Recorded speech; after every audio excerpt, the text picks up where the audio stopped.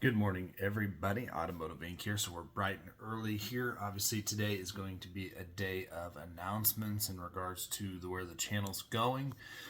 This specific one, if you read the title, is obviously the Ford is not going to be coming to the channel right now. So I wanted to go over a few things with you guys. Obviously, you guys know that I ordered a 23 way back in 22. It finally rolled in after about 6 months. Out in Kansas. I went out to pick it up, and the truck itself had a lot of, I guess, quality defects. Meaning it just wasn't put together well. I passed on that. After that, I've had opportunities to drive several other Super Duties. Interesting enough, and I've said in other videos, that the gas ones seem to be put together better than the diesel ones. Not sure why that is, because you're on the same assembly line. It's just an engine swap. However, that's what I've seen. In addition to that, there have been several recalls on the gas 23s for the electronic gauges. There's been, I think, an axle recall. I did a video on it a while back. A lot of issues. Now, fortunately for me, when I replaced Kong, because the 24 Chevy Silverado I had was an excellent truck, zero issues. Fantastic. It pulled great. It was cool looking and everything like that. Well, when I wanted to add another truck to the channel, after having the Chevy, the truck just had swagger. It had a good look to it. It had a good masculine, like just an aggressive look to it. I liked it a lot. Well, what I found is a lot of these trucks that are coming in, these special orders, people order them uniquely. And I don't know if when they sat down with the dealer said, well, this might hold it up, so let's not order that. Or if they didn't educate the consumer, or the consumer tried to educate the dealer. I have no idea. But nonetheless, some of those trucks are just wonkily set up. And, at the end of the day, the white one I looked at the other day, it just didn't have really any swagger. Beautiful pickup, nice pickup, everything like that. And it was actually really nice to drive. However, after taking my time, going back and thinking about it, the dealer initially wanted $5,000 over MSRP, and this is the same dealer a while back that actually marked up another truck after I'd already got there, and I left that truck there. That was the one on the red one, and I'll put that link to the description in that truck, or in the video for that truck also. But after I went home, got the pricing, everything looked good.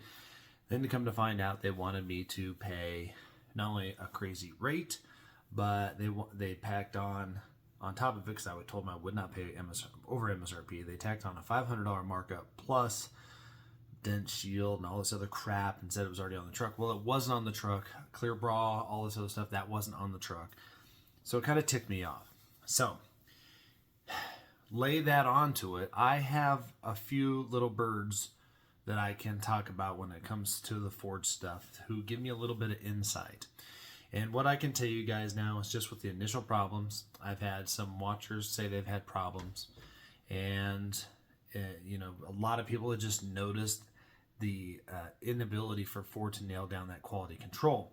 Tack that on with the UAW strikes, which I'm not saying that the people that work at those plants don't deserve raises, but at the end of the day, that's going to trickle down effect to people that have ordered their truck, or maybe they get something that just didn't have all the attention put into it.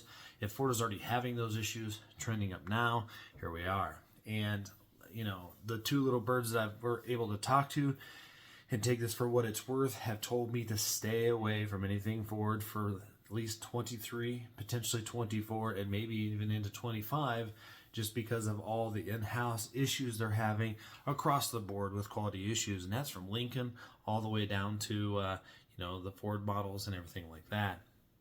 So, there are a lot of people out there that have their 23 Fords and had great luck with them. However, when I'm thinking about adding to the channel, I don't want another thing like we had with the General. And with interest rates the way they are, they're just stupid. Quality control issues, dealer markups.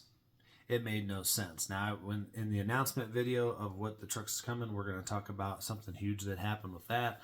But at the end of the day, I have decided to pass on everything 23, and I will order a 24. We're going to go over my 24 build that I've already sent to the dealer. I think it's probably going to take anywhere between 6 months and a year. Who God only knows with what's going on with the strikes and everything and whatnot. and hopefully they can get that figured out. But I didn't have to put a deposit down on this order. This is the order I sent over to the dealer, and this one I was able to build with a little bit of swagger. Now, skipping 23 model year, and you know, maybe it's fate or whatever, those other trucks just didn't work out. I'm okay with that now.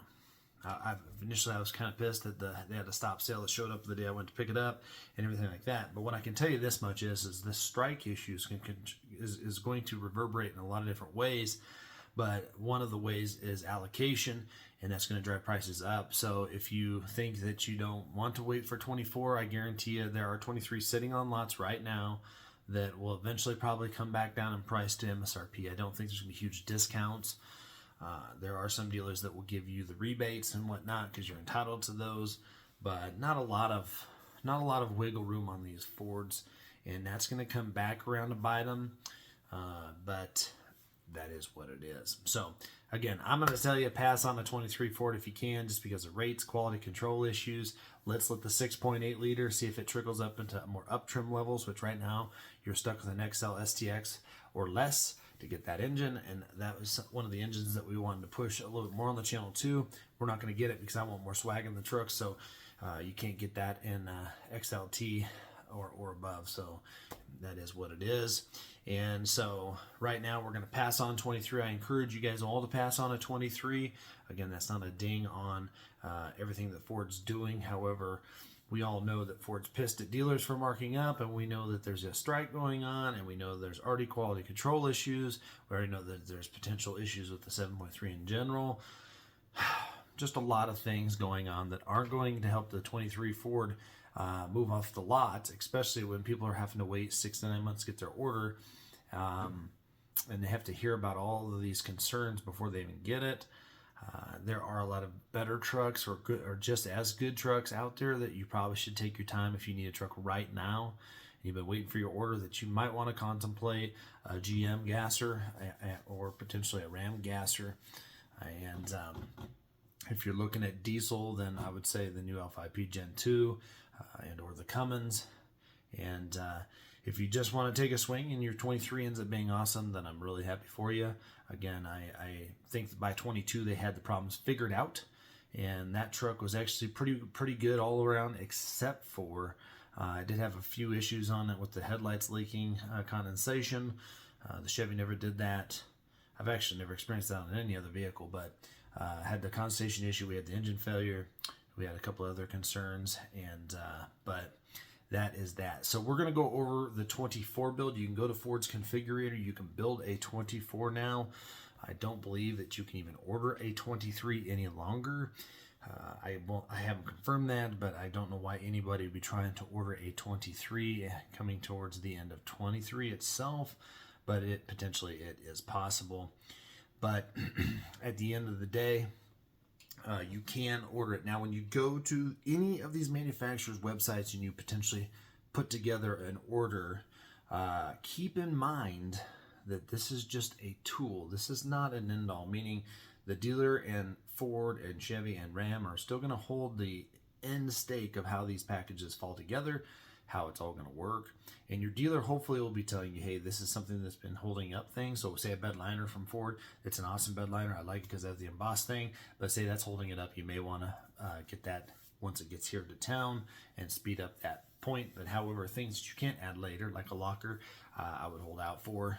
I would always get a locking rear differential in any truck. But you know, at the end of the day, this is just a tool. So if you go there and you stack on stuff, then you go to a dealer and they say you can't do it, of course you probably can't. They can only order it the way Ford says they can order it, and there's a little asterisk down at the bottom saying that this ordering tool is just a tool, and that the final say will be from Ford corporate, everything like that. It's in there, it covers it somewhere, it's all over it. So just in case you're new there and you're like, I can't build this, I can't build that, probably true. This is how I sent it over. They haven't sent me anything like the VIN or anything coming like that, and they didn't say any of the things the way I built it were an issue, and I think a lot of that has to come with the 7.3 was the only engine that wasn't on constraint for pretty much the whole part of last year. So let's go over this build real quick. All right, guys, so we do the shopford.com website. I would go ahead and create your own login so you can save builds as you see fit. And later, if you end up ordering, that'll come into play as to being able to track your order. So what I did was I went with a 2024 F350 Lariat. The reason why I went with the F350 is why not? It only adds a little bit of money, but gives you a lot more payload. So we went with Race Red. I went with the 7.3 Godzilla. We can cruise over here. You can kind of see these faux pictures and whatnot if you want to see them. Of course, 4x4 is now standard on Ford trucks once you get over XL trim. Torque shift 10 speed. So if you get the 6.8, you're getting that torque shift. I think it's L or R. So you'll be getting that. I did step up to the 373 with the locker. I didn't want the 430 because I want to get a little bit better fuel economy. But we already had the 355, and the 373 is a sweet spot for me when it comes to towing specs. I wanted the 360 camera, but that comes with the Lariat. FX4, I like that just because of the badging, some of the other things it comes with. I did do the Sport Appearance package with the Lariat Ultimate package discount, so that's going to add things like, let's see here, if you hit this little asterisk here and go here, this will tell you what you're going to get. So I like the wheels. Again, I want the truck to have a little bit of swagger. 18s are a little small for the Ford, but 18s and 17s on the Chevys look really dinky, so I want 20s on there. But I like the LED box lighting, fog lamps, reflector headlights. I do like the Sport grille over the standard Lariat chrome grille. And then you can kind of just see that other stuff there. And then if you wanted to see what's in the Lariat Super package, you can go down and check that out. Did the heavy duty service front suspension package. Again, that's 125 add, but it's going to add capacity. We did the fifth wheel gooseneck prep, which is the pucks in the gooseneck hole, and the Lariat Ultimate package. So you cruise over here. So the B&O, so the 14 speakers, 360 front sensing system, adaptive cruise control, which I'm not really that big of a deal with. Heads up display. Hopefully they got that glare figured out. I wanted most of this stuff in there, but I could deal without the heads up display. So part of that dark package, you're going to get those carbonized gray wheels, and hopefully they get the shorter cap like here on the back, like I was pointing out on the one the other day. Trailer tow mirrors, of course, the platform running boards come with that package. Scroll down here, tailgate step is included, but now that they have the bumper step, I don't necessarily care about that as much. The Tough Bed spray liner is, according to them, not holding things up, so that's good. We did the privacy glass, of course, comes standard. The slider, like that. Did the wheel well liners front and rear. From Ford, they are plastic, not the fiber like Chevy puts on there. But I do like those. They're a good add-on, and they might as well come from it because I used to do the Husky liners, but that's fine. You do get the 4 tie down for the box links. That's a cool little tool to have. Don't want the moonroof. Remote start systems included, chrome tip. Hill descent controls, that's part of FX4. Skid plates, FX4. Reverse sensing system, that's part of the whatnot. And then LED box lighting. I did do the Baja interior. So if we go here, that's going to be the black and the tan. I like that interior a lot. I'm going to stick with that. Floor mats, our carpet, I'll put in the heavy-duty Husky liner ones. The OEM Ford ones don't cover enough up under the firewall for me. But the dual battery standard, because I got the ProPower on board 2kW. Upfitter switches are included. Could care less about them. I don't use them. B&O, I love that stereo. It's pretty good. And then down here, you can see right here, Race Red doesn't have an upcharge for paint. You can see down here at the bottom with all the add-ons. The FX4 pack, you can kind of go through it here. Fifth wheels, heavy service, Ultimate. We cruise down here. We have a final price of $78,475. So destination is in there. So that's your shipping charges. Just a bone stock Lariat will be around $65,790. So again, you could add the actual Ford fifth wheel prep later. So you can do that. I've done videos on for the 22. It's the same part number. They added A to it, I think, when I was talking to the guy. But just to have them put it in there, it just makes more sense. That way I can get the spray and bed liner also. I don't have to mess with that aftermarket. They said, again, it could be anywhere between 6 and 9 months, depending on when the order gets slid in there. So that gives the truck that we're putting on the channel a good opportunity to put it together and kind of do the information that we need to do on it to put people into good context. So at the end of the day, guys, I would skip a 23. Even if one shows up on the line, skip it. And I think if we all do that, you'd be better off ordering a 24, because then they won't mark it up. Ford really, poo-poos them actually marking up a one. However, they use that as, well, the special order didn't sell, so now we're going to mark it up. Well, half these special orders aren't special orders that they're telling you that they are. If the sticker is green, it's a special order. It'll say at the bottom. If it's blue, it's a stock truck that the dealer has ordered that they finally got. So don't fall for that BS. And I will just tell you guys, amongst all the other concerns, my birdies told me stay away from the 23 Ford, stay away from 23 anything Ford, believe it or not, and wait till at least 24. And I think by 24 it's going to have worked out some of the kinks that the Super Duty's picked up. This interior is not new. It was what was in the F-150. The gauges are new, which I don't like. Hopefully they'll tweak that at some point, but that is why we're skipping the 23 Ford Super Duty for the channel right now. The 22 showed what it could do, and then it developed a problem. That is what it is. And so that is where that is going to be going, guys. We are ordering a 24 Ford Super Duty for the channel. So we'll see when it gets here, and see if we're done running all the tests that we can on the other one. But if we're covered all the way into next summer waiting, then whatever, that is what it is.